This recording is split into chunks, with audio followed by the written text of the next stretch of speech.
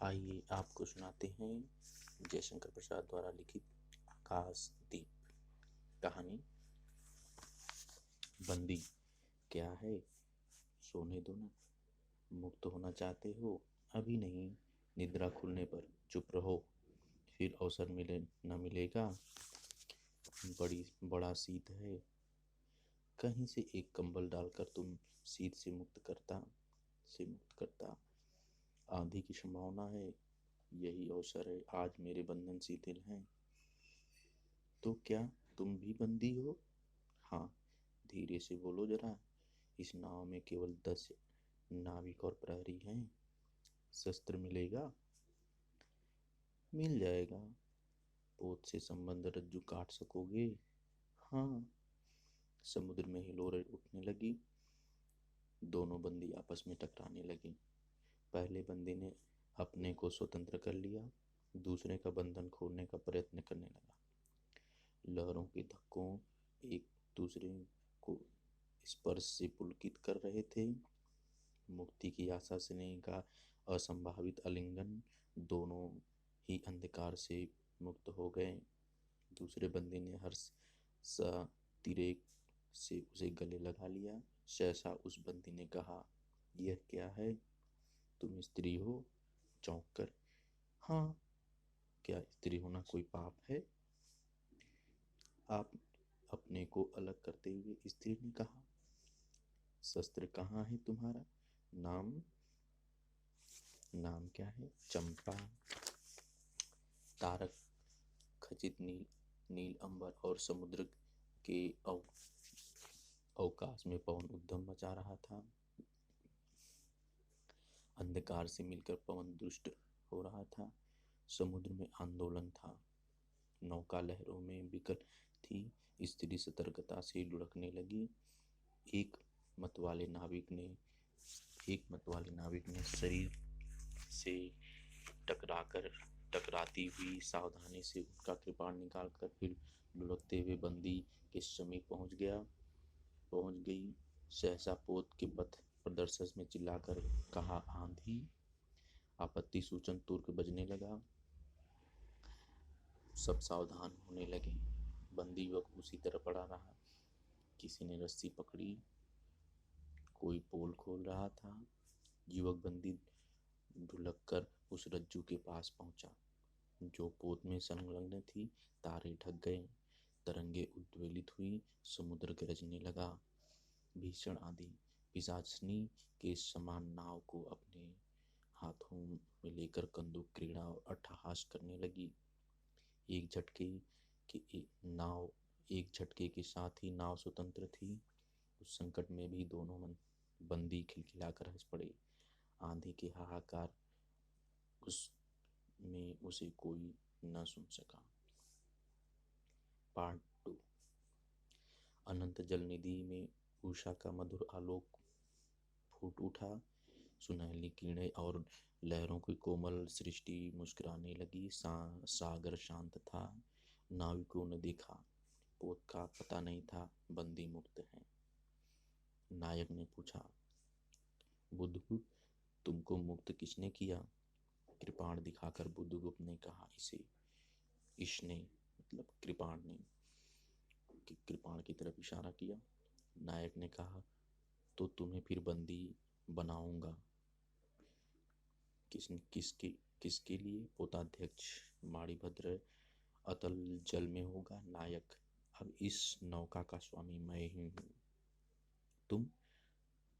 तुम जल दस्यु बुद्धगुप्त? कदापि नहीं। चौंक कर नायक ने कहा और अपना कृपाण टटोलने लगा। चंपा ने इसके पहले उससे अधिकतर अधिकार कर लिया था। वह क्रोध से उछल पड़ा। तो तुम द्वंद्व युद्ध के लिए प्रस्तुत हो जाओ। तो जो विजयी होगा वह स्वामी होगा। इतना कहकर बुद्धगुप्त ने कृपाण देने का संकेत किया। चंपा ने कृपाण नायक के हाथों में दे दिया। भीषण घात प्रतिघात आरंभ हुआ। दोनों कुशल, दोनों त्वरित गति वाले थे। बड़ी निपुणता से बुद्धगुप्त ने अपना कृपाण दांतों से पकड़कर अपने दोनों हाथों को स्वतंत्र कर लिया। चंपा भय और विस्मय से देखने लगी। नाविक प्रसन्न हो गया, परंतु बुद्धगुप्त ने लाघव से नायक का कृपाण वाला हाथ पकड़ लिया।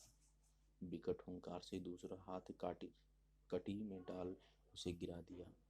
दूसरे ही क्षण प्रभात की किरणें में बुद्धगुप्त का विजयी कृपाण हाथों में चमक उठा। नायक की कातर आंखें प्राण भिक्षा मांगने लगी। बुद्धगुप्त ने कहा, बोलो, अब स्वीकार है कि नहीं? मैं अनुच्चर हूँ।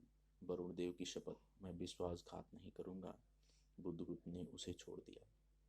चंपा ने युवक जलदस्युओं के समीप आकर उसकी छाती को अपनी स्निग्ध दृष्टि और कोमल करों से वेदना विहीन कर दिया। बुद्धगुप्त के सुगठित शरीर पर रक्त बिंदु विजय तिलक कर रहे थे। विश्राम और बुद्धगुप्त ने पूछा, तुम लोग कहाँ होंगे? बालाद्वीप से बहुत दूर, संभवतः एक नाविक द्वीप के समीप, जिसमें अभी हम लोगों को बहुत का, कम आना जाना होता है।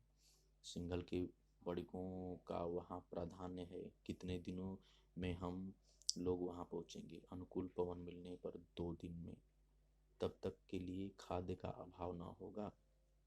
सहसा नाविक ने नाविकों को डांट लगाने की आज्ञा दी और स्वयं पतवार पकड़कर बैठ गया। बुद्धगुप्त के पूछने पर उसने कहा, यहाँ एक जलमग्न शैलखंड है, सावधान न रहने से नाव टकराने का भय है। तीसरे पार्ट में देखते हैं, तुम्हें इन लोगों ने बंदी क्यों बनाया? बड़िक, बलिभद्र की पाप वासनाओं ने। तुम्हारा भाग कहाँ है? तुम्हारा घर कहाँ है? जाह्नवी के तट पर। चंपा नगरी की एक क्षत्रिय बालिका हूँ। पिता इसी मणिभद्र के यहाँ प्रहरी का काम करते थे। माता का देहावसान हो जाने पर मैं भी पिता के साथ नाव पर ही रहने लगी। 8 बरस से समुद्र में ही मेरा घर है।